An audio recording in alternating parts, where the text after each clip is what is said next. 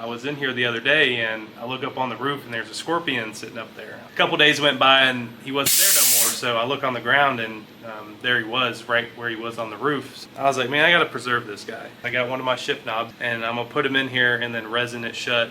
And also I found the moth.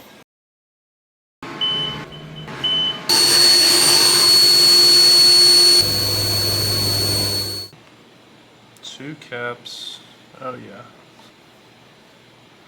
Alright, we're going to stir this up 5 minutes.